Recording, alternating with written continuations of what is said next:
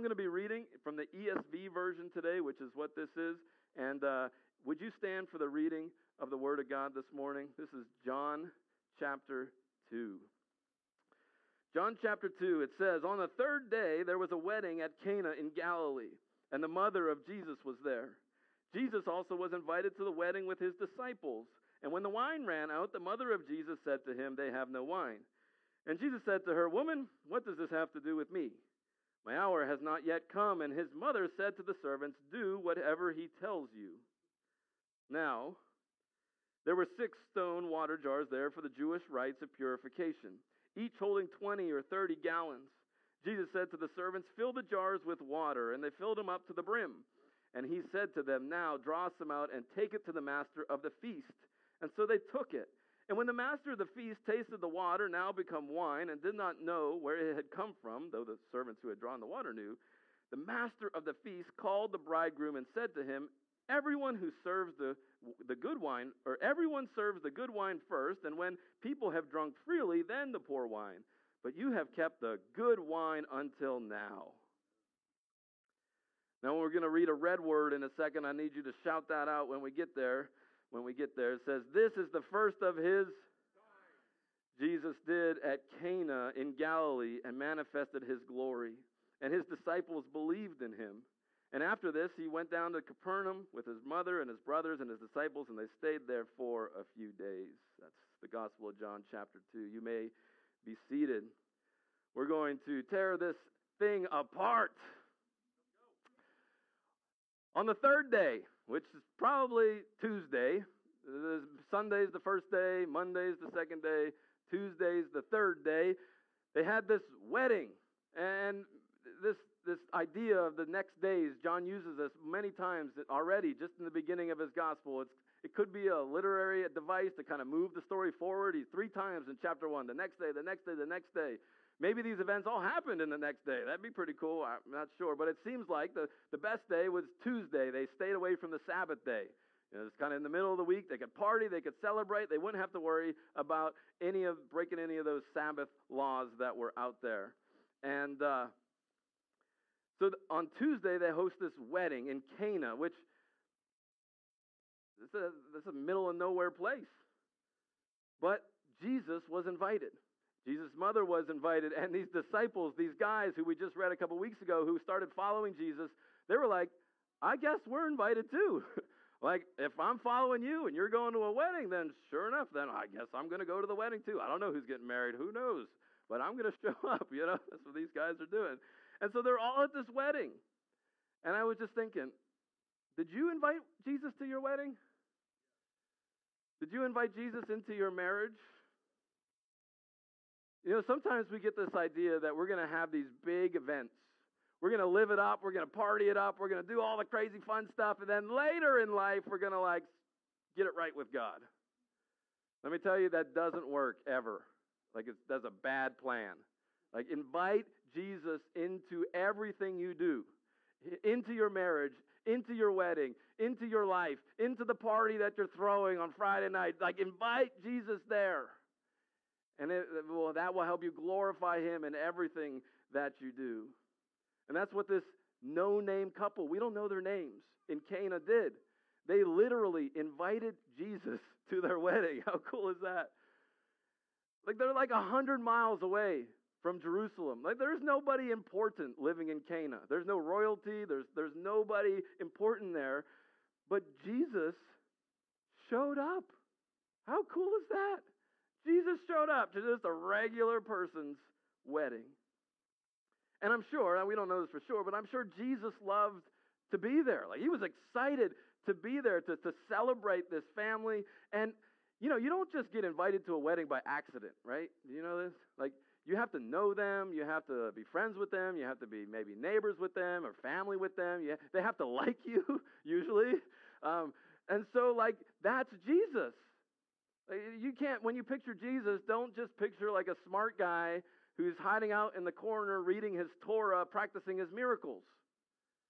Jesus was a regular person, like me and you, walking around town, doing errands, brushing shoulders with people, making friendships.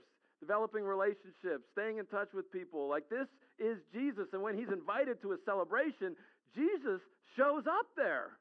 And he's celebrating, and he's having a great time, and he's having fun. And some Christians, I don't know if you're these Christians, but some Christians might think, well, like, man, Christians, when the Christian shows up, all the fun stops, You know anybody, or you've heard that stereotype before? Like, oh, the Christian's here. Like, you better stop saying that, and better stop doing that. You better turn that off. All this fun's going to go away. Oh, the Christian's here. But Jesus showed up, and the fun was just getting started. Like the Christian, the guy, right? The guy. He's having fun. He's partying. He's celebrating. He's enjoying himself. He's enjoying life. He's enjoying a wedding. Weddings are significant. You think about your wedding or the weddings that you've been to. All of history revolves around weddings. History started with a wedding. History ends with a wedding. And in between are millions of little weddings, like you and I have been to or attend. The first wedding was when God created Eve, and God literally, walked Eve to Adam, and they were married. First wedding. The last wedding is also really, really cool. We read about it in Revelation chapter 19, verses 6 through 9. This is John, the same writer of the gospel, writing this as well. He says, "Then I heard again what sounded like a shout of vast crowd, or the roar of a mighty ocean wave, or the crash of loud thunder. Praise the Lord, for the Lord our God, the Almighty reigns. Let us be glad and rejoice, and let us give honor to him, for the time has come for the wedding feast of the Lamb. And his bride has prepared herself, and she has been given the finest of pure white linen to wear, for the fine linen represents the good deeds of God's holy people.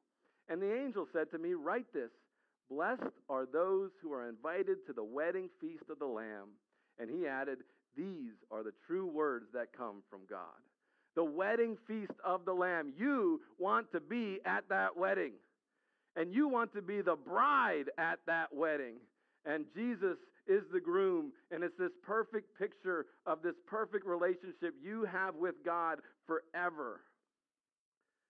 So in between the first wedding, in between the last wedding, is your wedding and my wedding and weddings you've been to. It's all those million little weddings in between. And all of those million little weddings in between take their significance and their meaning from the fact that there was this first one and the last one. And Paul's telling us about marriage and weddings and these things in Ephesians chapter 5. And he's like, this is a great mystery, but what I'm really trying to tell you about is that it's an illustration of the way Christ and the church are one. And so, like, if you're married this morning, I just wondered, how well does your marriage reflect this truth? And if you would say, like, Kevin, man, just to be honest, like, my marriage is not that great. We have some relational conflict, and we don't talk and communicate that well, and things are just a little bad right now. We're trying to figure it out. Like, tell me. Like, tell somebody. We want to help you. And if I can't help you, maybe somebody else that we're connected with can connect with you and really help you, because it's important. Your marriage, the relationship you have with your spouse, husband and wife together, reflects what God is doing in this world, reflects what God is doing in history. Like, this is so important. It's a proclamation of the gospel. That's what a wedding is designed to do, what a marriage is designed to do. And so Jesus was invited to this wedding of this no-name couple in this town really far away from where everything was going down in Jerusalem. And he showed up, and they ran into a problem. And the problem was this, that they had ran out of wine. And so the mother of Jesus said to him, they have no wine. And this wasn't like a sad thing, like, oh no, the wine's run out. This was like a really bad thing, especially in their culture. Now, I don't know if you've ever been to a wedding where they've run out of food. They had like 8 tables left and there's no more food to give them. Like, this is worse than that. This is way worse than that. In the first century, this was like a shame thing. It was a cultural thing. When people got married, this was a contractual agreement, an obligation that they had to each other. There was money exchanged in all of these things, and the groom had to live up to his bargain that he was purchasing, and he was having this agreement, this contractual obligation with each other. And here's this guy, and it's the first day of their marriage, and he's already failing. It's a bad start. It's a bad start. And so Jesus sees what's happening. He's like, I got to help this guy. I got to step in and save this guy from public shame and humiliation. And so Jesus said to his mom, who was like, hey, they got no wine. He said, woman, what does this have to do with me? So husbands, let's practice saying the words of Jesus. Turn to your wife and say, woman, what does this have to do? No, hold on, don't do that. Don't do that. It sounds bad, doesn't it? It sounds bad. It sounds real bad. But I don't know if Jesus is saying something bad here. It sounds bad in English, but I don't think that's what he's doing. I think in the better translations from the Greek into the English would be like ma'am instead of woman. Like ma'am, like respectful, And then this next phrase after that, like what does this have to do with me? I think that's a bad translation. It's an idiom, okay? An idiom is like something that's really hard to translate into another language. So like when we say this last couple of weeks it's been raining cats and dogs, right? Which it has. Anybody see a cat or a dog fall from the sky? No. That's not what we mean. That's an idiom. And so Jesus is saying something here, and what we think he's saying kind of relates to what his mother responds. Because if Jesus would have said, woman, what does this have to do with me? She would have been like, son, you better listen to me. But she doesn't. She says, like, do whatever he tells you to do. So Jesus must have said something along the lines of, hey, I'll take care of this. Like, don't worry about it. I've got it figured out. Like, don't worry about it. You're not going to understand kind of how this works, but I'm going to take care of it. And so, like, I love this, that's how his mom responds. Is she's like, okay, well, like, servant, just do whatever he tells you to do. This is amazing, I think. This is Jesus' mom. Jesus is, probably like 30 years old, right, around this time. And so, like, they grew up together, and how many problems have Mary run into over the years? That little son Jesus would be like, oh, let me help you, and let me solve this problem for you, and let me be responsible for you. Because where's Jesus' father at this point? Joseph, he's probably dead. He's probably kind of out of the picture. He's out of the story. And so Jesus is probably the responsible guy of the house that's helping around, and Mary can trust him. And so in this moment, Mary doesn't understand what Jesus is going to do. She just knows that he's going to help. And I'm telling you, that's what we got to do in our life. That we might not know what God is going to do, but we got to believe that he's going to do it. I don't know how he's going to do it, but I trust he is. I don't know how he's going to help me this week, but I know he is. I don't know what he's going to do to help me in my financial situation this week, but I know he's going to show up. I trust him. And I don't know how it's going to impact my relationships this week, but I believe that God is going to do something. I believe it. I trust him. I love that Mary says that. The other thing Jesus said here is that's really hard to wrap your brain around, and he says, okay, like, he's going to do something, but he's like, my hour has not yet come. It's like, what are you talking about? It's like, Jesus, do you like 3 p.m. in the afternoon? You're just waiting. Okay, at 3 o'clock, then I'll do something. Is that what Jesus is saying? Jesus is saying, no, right? That's not what he's saying. He doesn't like a particular hour. He's not a night person. He's not waiting until midnight or whatever. His hour. I'm going to give you a Bible study tip, Bible study tool. When you read something and you're like, well, I don't know what that means, that's confusing. You should keep reading, especially in the same book by the same author. John is using this word intentionally. And he's going to explain it more as he continues to write. And so when you start in John chapter 2, he says, hour. Okay, well, let's fast forward. John chapter 4. Jesus is sitting with a woman at a well, and he says, the hour is coming, and it's now here, when the true worshipers will worship the Father in spirit and in truth. John chapter 5, do not marvel at this, for an hour is coming, when all who are in their tombs will hear his voice. John chapter 7, when they were seeking to arrest him, but no one laid a hand on him because his hour had not yet come. We're practicing here. John chapter 8, these words he spoke to the treasury as he taught in the temple, but no one arrested him because his hour had not yet come. John chapter 12, verse 27. Now his soul troubled. What shall I say? Father, save me from this hour. No, but for this purpose I have come to this hour. John 13, now before the feast of the Passover, when Jesus knew that his hour had come to depart out of this world to the Father, having loved his own who were in the world, he loved them to the end. In John chapter 17, when Jesus had spoken these words, he lifted up his eyes to heaven and said, Father, the hour has come. Glorify your Son, and the Son may glorify you. Jesus' hour was his death. And even at the very beginning of Jesus' ministry, he knew that he was not of this world. And that when he was going to step in and solve this problem of having no wine, it was like the beginning of, oh no, they're going to figure out that I'm a little different, and they're not going to know what to do with me, and it's eventually going to lead to my death. And isn't that what we do with people we don't understand, we don't like? We just write them off and eventually kill them. Yeah. Happened with Jesus. And so Jesus is sitting there, he sees this problem, and he's like, I can solve this problem, and all right, now's the time. He looks over, and don't you see him over there? The 6 stone water jars. They're sitting over there for the Jewish rites of purification. They were there for a reason. These water jars were there to help cleanse the people. Now, this was a part of the Jewish religion. It was a part of what they did so that they could be clean, be right with God. There was clean and unclean, and if you were unclean, you couldn't worship God, and so they kept themselves clean. The priests, they would clean themselves. They would literally bathe themselves before they went to worship, and these things kind of carried over into when you were having a meal, you'd wash your hands, and when you used the restroom, you'd wash yourself, and you would wash, and when you washed your hands externally, it would cleanse you, it would purify you, and that's what these things were used for.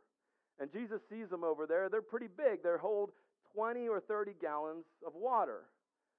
So if you add them together, that's about 150 gallons of water. Now keep that number in your mind for just a second. 150 gallons of water.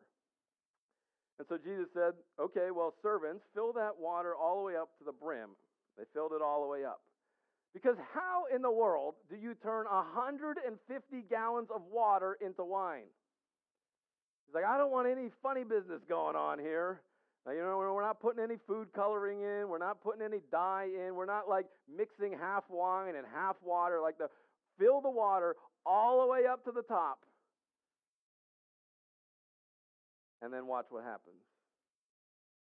He tells them, now draw some out and take it to the master of the feast. And so they took it. So I need your help. This is participation time. The servants put what in the jars? And they took what out of the jars? That, my friend, is called a miracle. That is a miracle. And they got to participate in the miracle. They put the water in. They took the wine out. God did the miracle. And if you're waiting for a miracle to happen in your life, most likely it will happen a similar way. Sometimes we might think a miracle is going to happen. Well, I'm just going to lay in my bed and I'm going to stare at the ceiling and hope God does a miracle. He might. But more often than not, God invites you to participate in the miracle.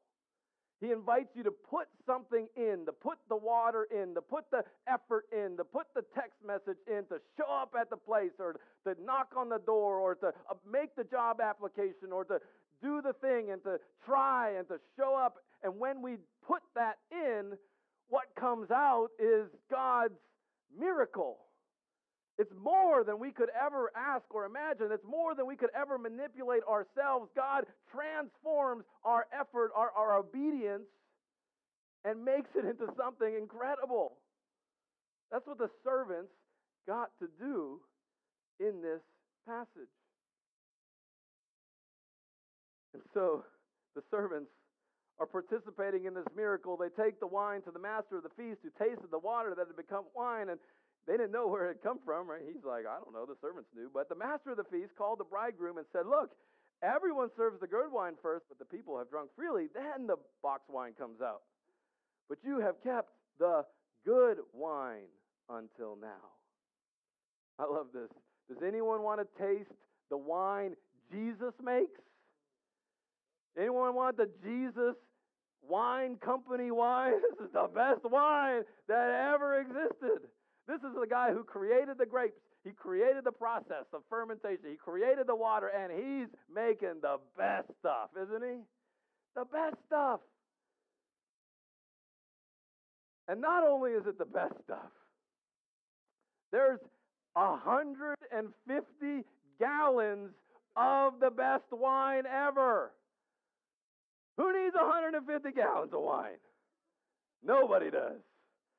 Not this wedding in the middle of nowhere. They don't need 150 gallons of wine. But Jesus gives them 150 gallons of the best wine, because with Jesus there's more than enough. With Jesus there's abundance. With Jesus there's extravagance. There is more than you could ever need. That's the God we serve. That's the God who shows up at this no-name couple's wedding and gives them more wine than they could ever do anything with. And he does this miracle. He transforms the water into wine. You know, he speeds up the process. When a miracle isn't like illogical. You think about this, right? Like God doesn't do like make circles into squares, or he doesn't do something weird and strange. Like he just interrupts the natural processes. That's what a miracle is. And so like if somebody is hungry, you feed them. If you're out of wine, you have water, you can turn it into wine, right? This is a process of grapes and fermentation, all this stuff, and Jesus is just like, oh, there's done, finished. That's a miracle. Or if something's dead, you bring it back to life. It's a restoration. It's an interruption of a natural thing. It's not some crazy illogical thing that happens. So Jesus does this, and the master of the feast is confused. He's like, it's good. I'm sure he's kind of confused of why it's so good, but he's especially confused of why you've saved it until now. Like, everybody knows that the best wine goes first so that everyone can enjoy it, and then a little later, when everyone's, maybe had a little bit too much or whatever, then it doesn't matter what it's like. Now, of course, this wine that they drank in the first century was probably more watered down, not the same alcohol content or however they measure that as it is today. But still, it's wine, and this was what they do. The best was first, and the leftovers and whatever was later. But this is the best. The best was at the end. And I think this is the point of the story.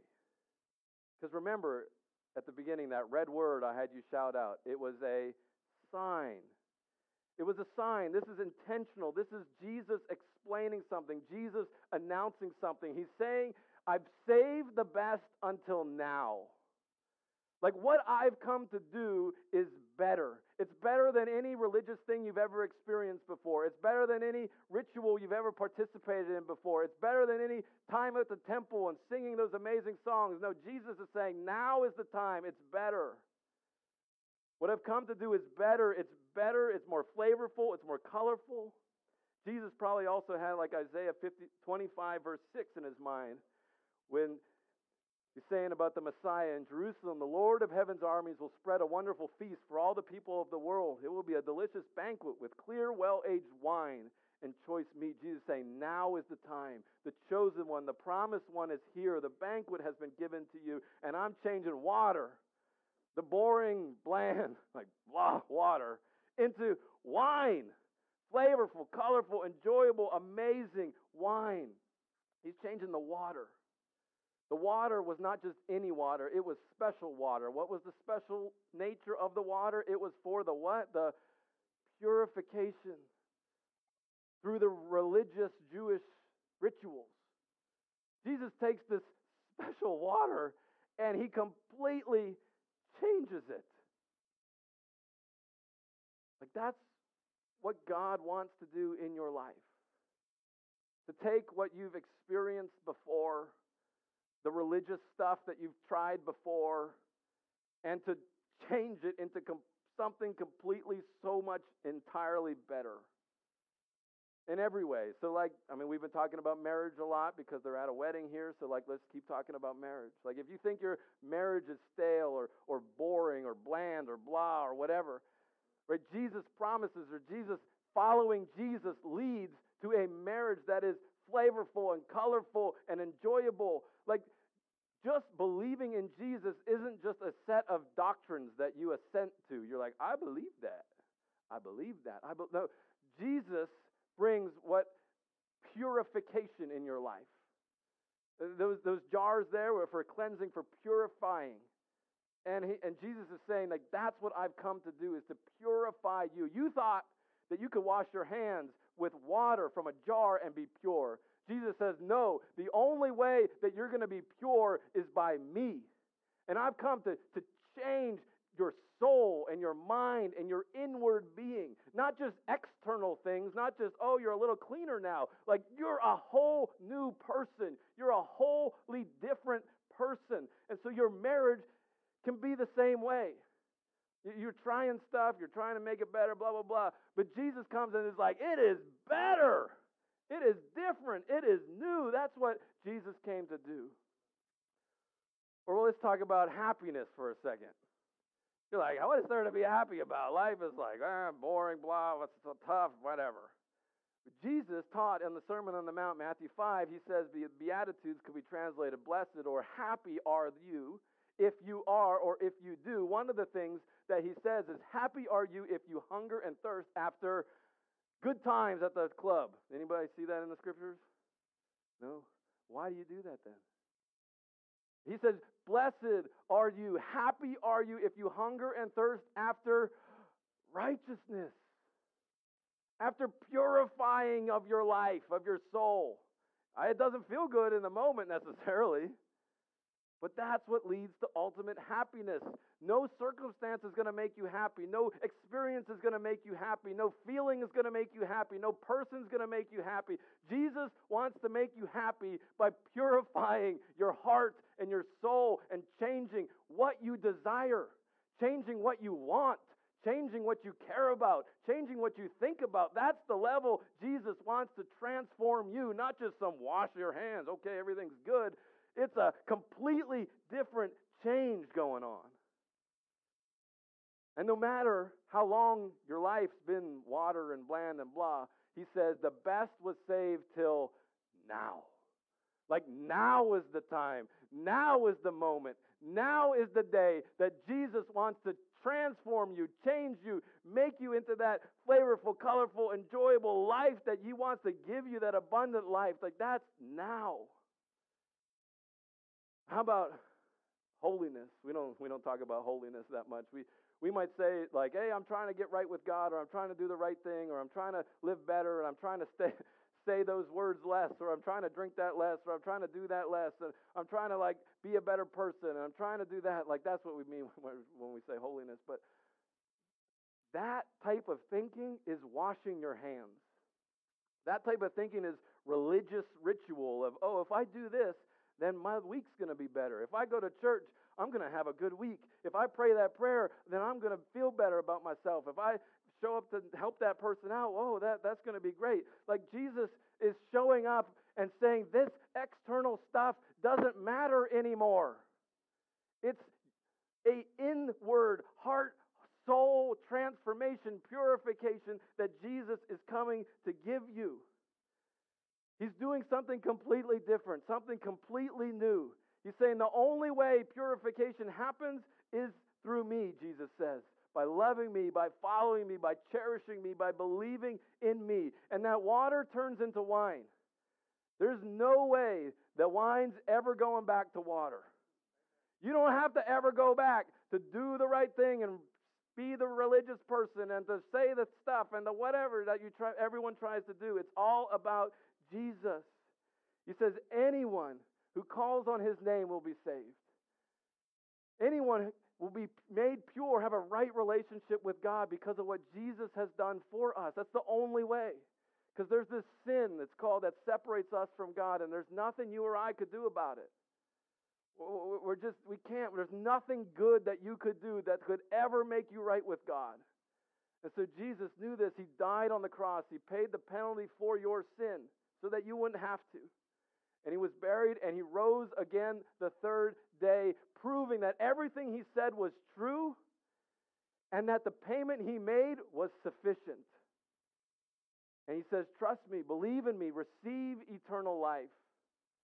It's all because of Jesus and not anything about the religious activities that we do. Jesus turns water into wine. We're going to close our service by partaking in communion together. Because it was at Jesus when he was betrayed at that Last Supper, he looked at some wine again and he says, this is the cup of, is the new covenant. I'm doing something new, this new agreement, this new arrangement between man and God, this new thing. And we're going to do it in remembrance of Jesus. It's a new thing. And so today, if you're a believer in Jesus, I invite you to join us, participate with us. Take a cup, take a juice in just a second. Music's going to play. We're going to stand up and we're going to do that. If you're not a believer, you got questions, I'm so glad that you're here. I'd love to talk with you afterwards in our Popcorn with the Pastor group. You don't have to participate. There's no pressure. But we would love for those of you who are trusting in Jesus today, whether the first time or for the 100th, millionth time of your life, please participate with us as we remember the new thing Jesus did.